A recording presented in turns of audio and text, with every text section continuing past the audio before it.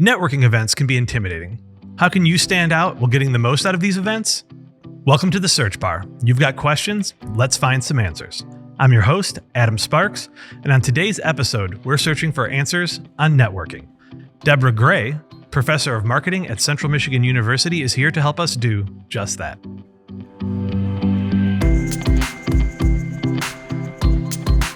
Thank you for coming in to talk to me about networking. I wanted to talk specifically with you today about networking events. So kind of those big in-person events, they can be really intimidating for a lot of people, or maybe they're not intimidating and we go into them with too much bravado. I sort of wanted to talk about, how do we navigate those to make them the most effective for us? And I wanted to start by asking you, how do you prepare for one? Yeah, I think that's a great question. And preparing is such a stress reducer. Mm-hmm. So I think we do have to go in prepared. What is your objective? So what is your objective for going to this networking event? Do you want to meet 5 people, 4 people? So I like to tell people, if you want to reduce your stress, think about that goal, meet those 3 or 4 people, but it goes a little bit further than that. What's your plan of action for meeting people? Mm-hmm. And I think the first thing is a good, solid handshake and a hi, I'm Deborah. What's your name? Well, nice to meet you, Adam. And then have a couple of pre-prepped questions that you want to ask. The one thing that I tell the groups of women that I talk to about networking is that people love to talk about themselves. So particularly for introverts, it's a little bit more difficult to talk about ourselves, to engage with folks, but it's pretty easy to get others to talk about what they're doing. So go in with lots of questions that are already in your head. What are your interests? What do you love to do outside of work? So have some of those questions that are fairly generic that can, fit any gender. If I'm an introvert, I can easily listen to about someone's trip to Tahiti, and I might decide that I want to go to Tahiti myself. That's like the worst that comes out of that conversation if I strike it up from that direction, right? I mean, what do I have to lose? I actually have an acronym that I use in my head to help me with these things. And of course, it's golf related, but it's FORE, F-O-R-E. Food, occupation, relationships, and entertainment. And also E is education. So, where did you go to school? What did you love about your education? Did you see a concert this summer? But food is, I'm a foodie, so I love to talk about food. Well, everyone, right? And everyone eats. What's your favorite breakfast cereal? Oh. Growing up. We weren't fed breakfast cereal What? growing up. Yeah. Your parents are so much more responsible than mine. We ate a lot of cream of wheat. That is counts. my favorite. No, that's breakfast cereal. Is it? Okay. But not like Cheerios or Frosted Flakes. You know what, low-key though, cream of wheat. I do love like cream really, of wheat. Yeah. Cracklin' Oat brand. Yeah, I like that a lot too. Yeah. My dad's from a very British family, so like the idea of like porridge and oatmeal and these types of things was like super common. But so cream of wheat with like my grandmother used to put a dollop of like peach preserve in the middle of it. Grits. Corn grits. Oh my gosh. Those are so good. Yeah, corn grits are the best. With a lot of butter. But look how far we've right. gone with just a conversation about food. And you can introduce this in a humorous way. Hi, I'm Deborah. Nice to meet you, Adam. Okay, I always like to ask random questions when I meet someone for the first time. What's your favorite food? And what's your mom's favorite recipe that she would make for you when you grew up? That's a good one. Chicken peppercash all the way. Oh, I love with the dumplings, a little spoon-sized sliding and dumplings. she made them by hand. Oh yeah, you get the little bloop into the water off the. Oh man. Did she use chicken thighs? Everything. We would do a whole chicken when we did it. Yeah. My grandma always used thighs. Yeah, I will get recipes from people that I'm networking with, and that's also a great way to follow up. Hey, so one of my favorite things to make is pesto, and I grow basil. And I've had so many people just go, what's your pesto recipe? It's also a great way to follow up with someone. You know what? I Googled a chicken peppercash recipe and made it last night. My family loved it. Did you really? Yeah. No. But I'm saying that's a great way to follow up with you, Adam. And once you get someone talking about whatever it is, entertainment, recipes, it's real easy to just listen to what they're saying. So I like to really focus on what they're saying so that I can pick up something to keep the conversation going. Like, what do you do when you first get there? Is there a place to stand? Do you know what I mean? Like, is there a way to be dressed or to be purporting yourself so that you seem like you're more amenable to be in a conversation with somebody or to be pulled into a conversation? Yeah, what I like to do is I like to just read the room, see who looks available, and dive straight in, not Mhm. give it a lot of thought. I think sometimes we just let our nerves really take over if we go in and, oh my gosh, who am I going to talk to? Just let it be very natural. Oh, I like the look of this group. They look like they're laughing. And then sort of nudge your way in. Hey, can I join? Which brings me to another strategy, which I've kind of come into after doing this for a number of years. Have those transitional phrases ready, keep those in your mind. So, hey, can I join in? Oh, it was so nice to meet you, but I have a goal to meet some other folks tonight. It was really great to talk to you. Can I follow up with email? And then excuse yourself from that group and move on to the next. I like to try and hit 3 groups at every networking event, and I use the same transitions over and over again. Because if you're winging it, if you don't have your transition sort of in your head, it just comes off a little bit more clunky, I Right. think. And us Midwesterners have a hard time leaving a conversation Yes, we anyway do. because we want to be polite. Like Yeah, we a lot do. of us have this. If I walk away from you, even though the conversation's maybe kind of drawing thin, I'm somehow saying that I'm disinterested in you. But it is okay to go, hey, I have to go and try to catch up with so and so, or I want to make sure that I catch up with somebody from X place before the event's over or whatever. I mean, most people they might have been looking for a way to leave the conversation too. If it looks like you're not connecting with the Right. person, like change of subject. And I give it 3 tries. If Mhm. I can't get somewhere, I'm going to excuse myself and Yeah, it was move great to on. meet you. Sometimes the chemistry just isn't there, or Yeah.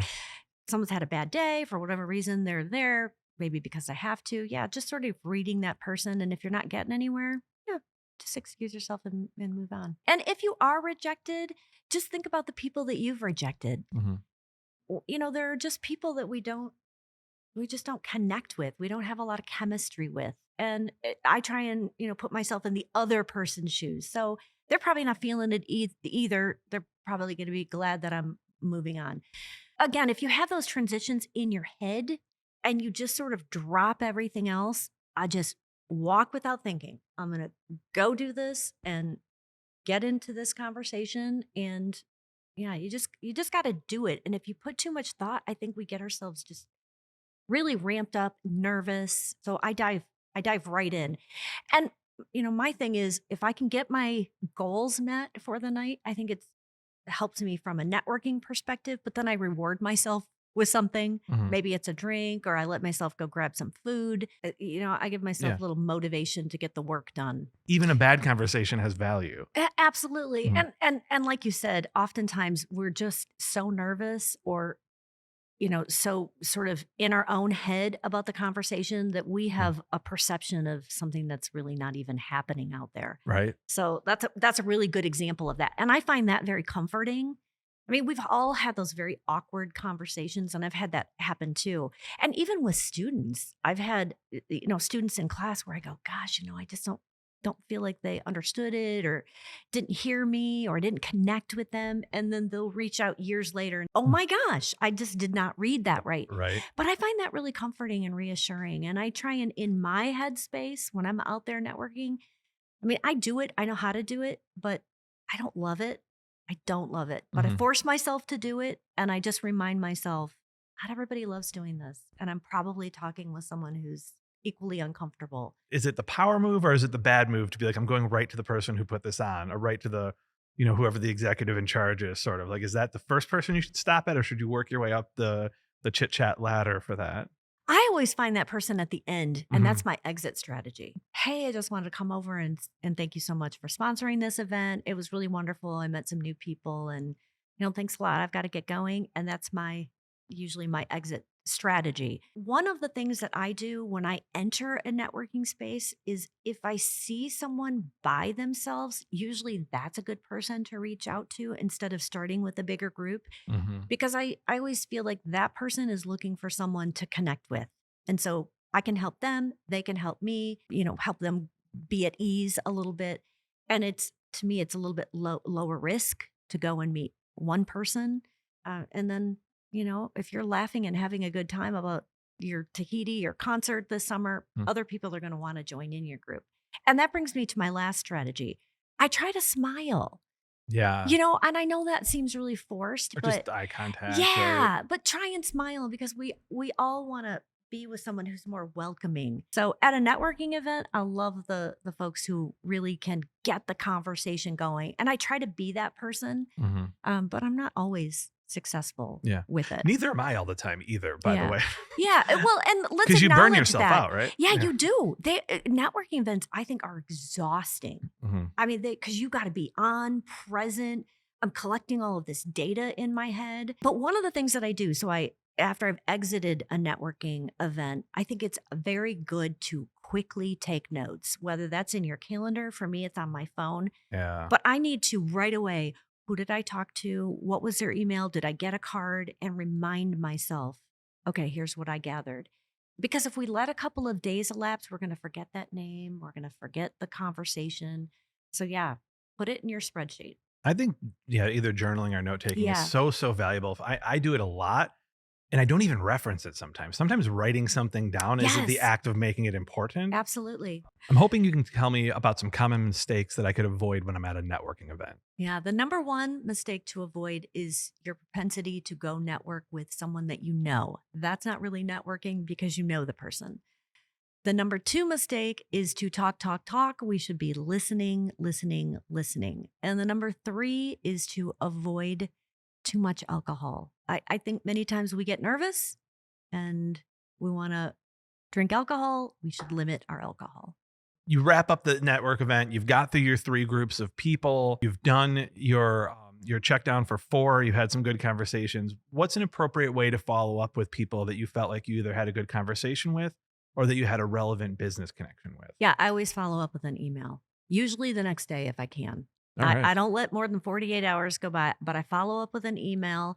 Or, if they've given me a business card, often I'll leave a voicemail and just say, hey, wanted to touch back with you about XYZ. But there's the power of writing it down so that you know what your plan of action is tomorrow or the next day. And maybe it's a person that you met who, isn't someone that you really need in your circle, but you connected with them on a personal basis and you want to develop a friendship, reach out about what that connection was. Get that recipe. Yeah, get that recipe. That's absolutely right. And people, I think we all want to be heard, right? And so when you get an email after a networking event and someone says, oh, it was so interesting to hear about your son and his new job. I don't know about you, but that makes me feel good. Yeah. And that's the give back. I mean, we talked about giving back and that reciprocity with relationships, but that's one way to give back is just acknowledge that you heard the person. Just because it's systemic, like I have a plan and I have a plan to follow up, it doesn't mean that it's not just good for someone else too. Like you can feel good about like just the social value that you're bringing into this thing too. Well, and that's that connection with things other than just occupation. Right. So when you can connect with people on food or activities, entertainment, that's not a false connection. It is authentic. If you've connected with them and you understand it and you're interested in it, that is authentic. Nobody's expecting you to like hold your TED talk right there. Right. And I feel like that's the nerves that I know I've had in the pit in my stomach. If I'm going to an event and there's a lot of people I don't know, do I need to sound profound? Yeah. Like, no, I probably just need to talk about like falling off the side of a mountain on my last vacation, like 10 feet, not all the way down the mountain. I'm here, but like those kind of things, right? Yeah. I think we do need to let people in. Yeah. So that they can see I'm an authentic person and I'm developing these relationships and maybe the relationship can help me and maybe I can help the other person. But it is authentic. If you're genuinely, whatever your thing is, maybe it's not food, but whatever your thing is, that's genuine. Dungeons and Dragons, that's genuine. That has to be very genuine. Yeah. Yeah. Right. And it would be hard if it's something that is important to you that you love to do. That genuineness that is reflected in your body language. When I get started talking about golf, boy, Well, I hope that you get on the course again really soon. Thank you. And thank you. Thanks for coming in. Thanks for talking to me about networking events. And hopefully we've helped a few people go into them with a little bit more confidence. Absolutely. Thanks so much. Higher up tips. Thanks for listening to or watching The Search Bar. Make sure that you like or subscribe so that you never have to search for another episode.